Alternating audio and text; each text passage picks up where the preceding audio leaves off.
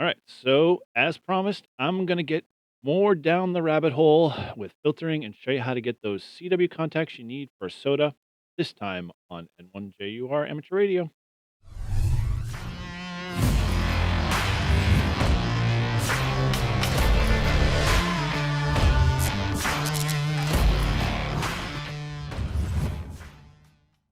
Welcome. I'm Eric, call sign N1JUR.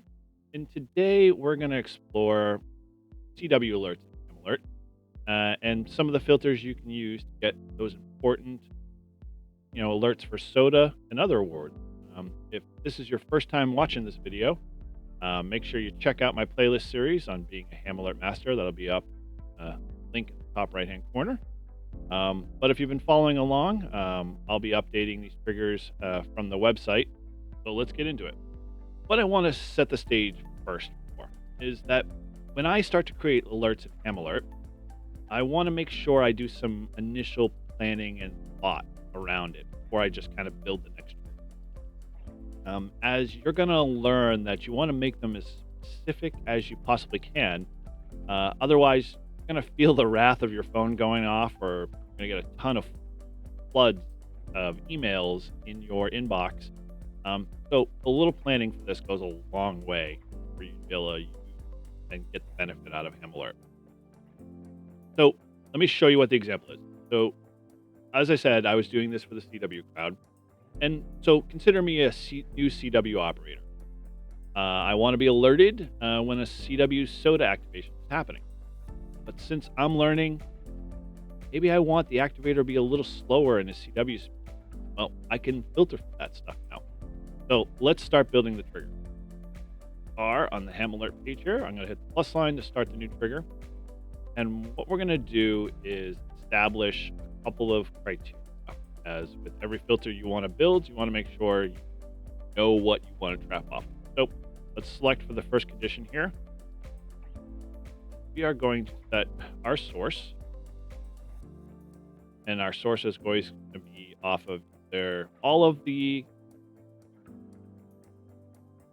areas that we want to be notified on, or a specific subset of areas. And I really suggest not selecting all of these. Get a lot of duplicates, but in this case, since we are doing this as a soda example and W, I'm only going to do soda watch and RBN.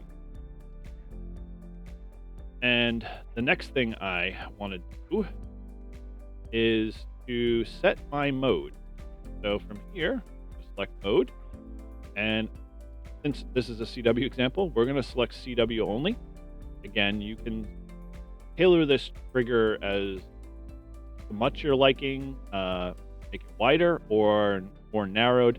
But again, back to my original statement, the better the filter is in terms of the criteria you're filtering on, the more smarter information you get back. So once you've got that built, you're then going to start creating your conditions. And so there are a number of really great conditions that I'd add to this list. And so let's kind of go through that list here. And again, understanding what you want to build your filter on is going to help you select the right filter criteria or the trigger. And so in this case, I want to be filtered or filter on a geographic area and maybe a specific mountain reference or a summit. So we're going to go down to soda associations or soda section here, and there's quite a few filters here. So we're going to select as the first one soda association, and that one this list is quite huge. So you kind of have to know in advance what that's going to be. In this case, I know that I want to be a W3 association, and then from there, my next criteria is going to be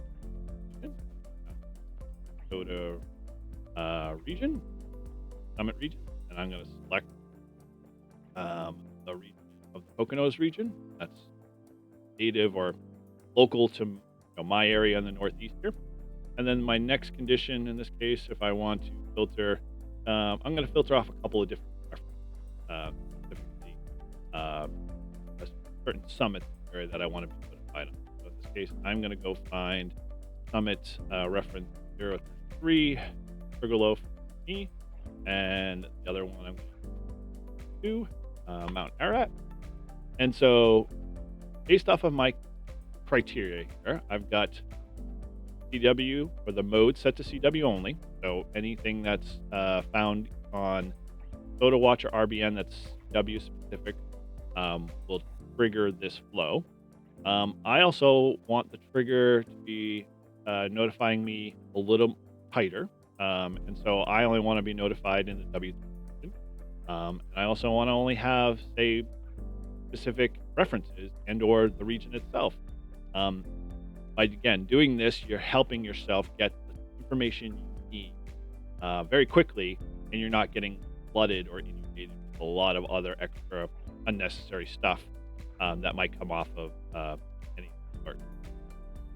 Now, this filter's kind of pretty complete, and you can continue to tailor this, but just keep in mind as you start to really filter stuff down, you might miss certain criteria if you got the filter right. So, play around with it, test it, but know that you can add other filters, and some of the other things I might want to throw into this would say, hey, you're a working guy, and you can only do soda activations, or you can only do soda type related activities outside your 9 to 5. So we can go here and go to days of the week, and I can set that to say I only want to be, say, maybe alerted on the weekends when I'm going to actually be able to be free to be able to activate those mountains, or say I'm going to actually go do a soda summit myself.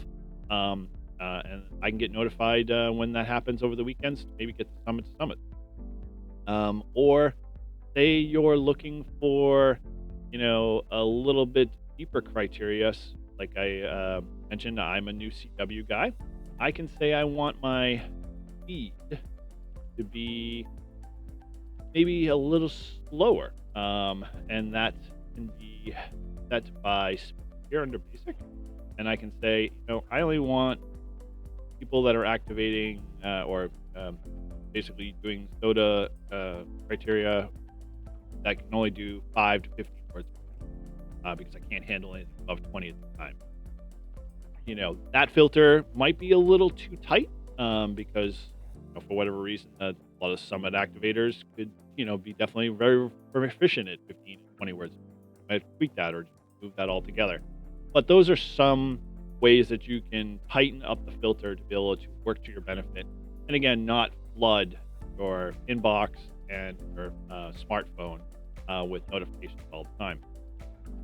Now, once you've got it all set and got ready to set the action, I haven't done a video, and I will probably cover this a little later. What the actions do and how the benefits of each of them are in terms of setting them up and or getting you the information. But right out of the box, I would say always use the app option.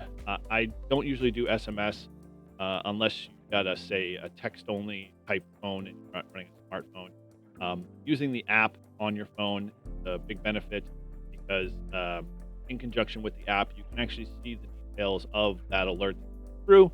And when you do, you're able to determine how you navigate that information. Once you've selected your actions, now you're going to talk about the comment.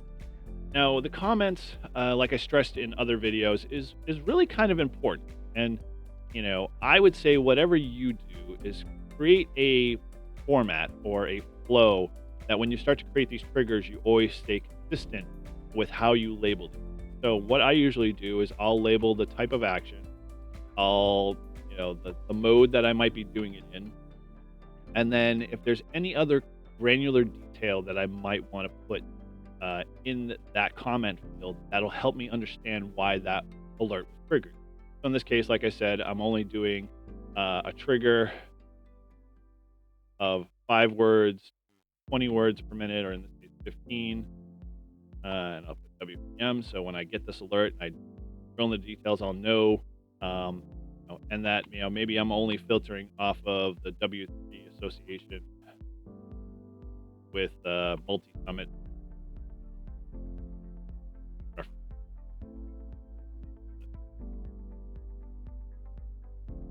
And then now that's created, I'll click save, and lo and behold, I've got my alert. All right, well, there you go. There's just another way you can leverage the power of Ham Alert. Um, Again, if you've made it this far and you like this type of content, make sure you like, share, and comment below. Or if there's a trigger I haven't covered yet, you'd like me to create a video on it, then you can post that below, or feel free to email me at n1jur.nh@gmail.com. And again, thanks for watching, and 7-3.